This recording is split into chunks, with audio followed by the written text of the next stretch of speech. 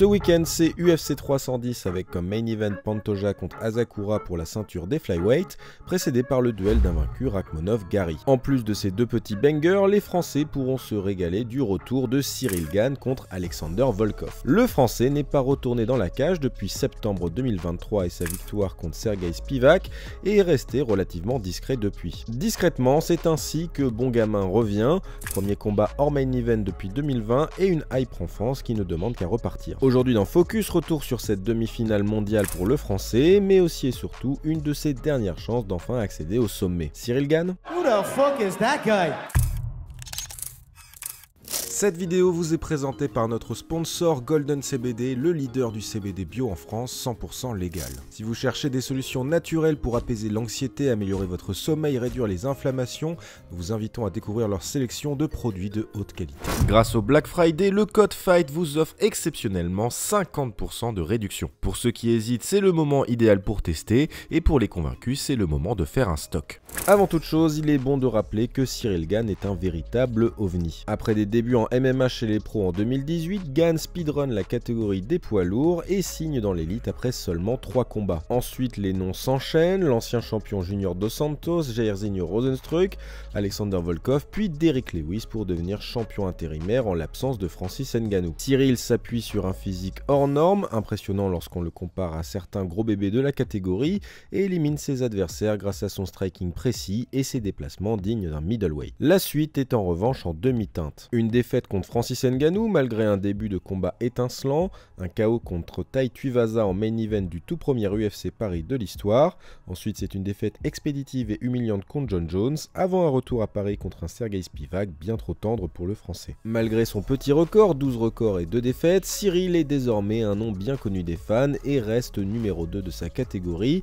derrière le champion Jon Jones et le champion intérimaire Thomas Spinal. Le Britannique était d'ailleurs présent ce soir-là lors de la victoire de Ciryl contre Spivak. Alors qu'il s'attendait certainement à un face-off dans la cage, Aspinall se fera ghoster par le Français qui déclare n'attendre qu'une chance pour le titre. Le problème, c'est que 2 mois plus tard, la catégorie évolue sans lui lorsque Jon Jones se blesse avant son combat contre Stipe Miocic et que Thomas Spinal décroche la ceinture intérimaire en éteignant le à l'époque terrifiant Sergey Pavlovich. Le problème, c'est que pendant un an, la carrière de Ciryl fait du surplace. Son manager annonce d'abord un combat en mars, puis en mars Gane parle d'avril, puis un jour la nouvelle tombe, Ciryl Gane serait engagé sur le tournage d'un film, donc pas de combat entre avril et juin, ni pendant les mois qui suivent. Des précisions ont été apportées depuis par Fernand Lopez. Oui, Ciryl Gane a bien participé au tournage du film Netflix Knockout, mais l'UFC aurait été mis au courant bien en avance. Après plusieurs demandes du clan Gane, l'UFC propose finalement un combat contre Thomas Spinal pour une première défense de ceinture intérimaire le 27 juillet. Bloqué par le tournage, le management doit finalement décliner.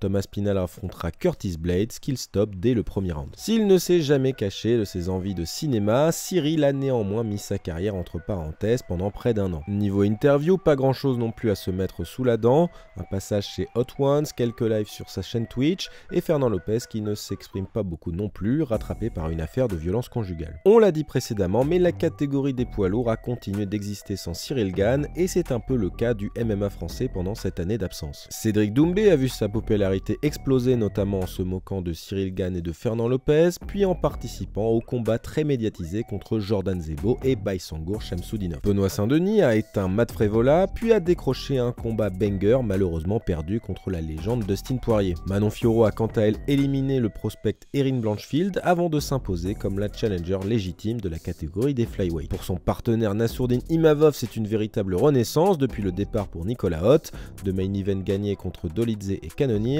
puis un retour à Paris victorieux contre l'espoir Brendan Allen. Et pourtant, malgré cette longue absence et cette baisse de hype, Bon Gamin peut revenir ce week-end et frapper un grand coup. Si Jon Jones tient parole et refuse d'affronter Thomas Spinal, alors le Britannique sera promu champion et la voie sera libre pour les autres challengers. L'UFC l'a confirmé dans son countdown, le combat est une finale pour le titre de challenger numéro 1.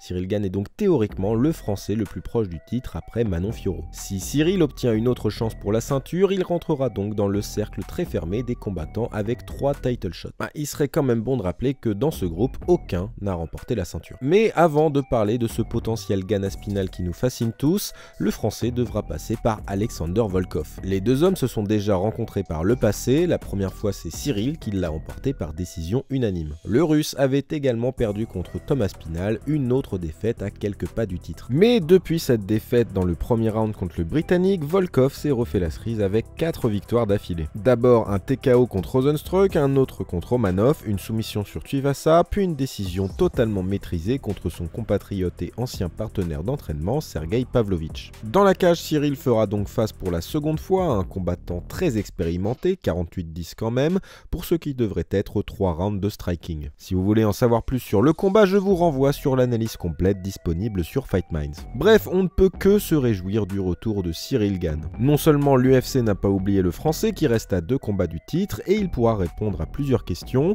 Bon gamin va-t-il revenir plus offensif ou dévoilera-t-il une autre facette de son jeu? Mais aussi et surtout, a-t-il encore l'envie de devenir champion, lui qui continue les partenariats et qui a déjà un pied dans le cinéma? Toujours est-il que pour revenir dans le cœur des fans et de l'UFC, il faudra frapper un grand coup samedi. Voilà, c'est terminé pour cet épisode de Focus, j'espère qu'il vous a plu. N'hésitez pas à le liker, à commenter et à vous abonner à Fight Minds pour plus de contenu sur le MMA. Passez une bonne semaine, profitez bien de l'UFC 310 et quant à moi, je vous dis à lundi, ciao.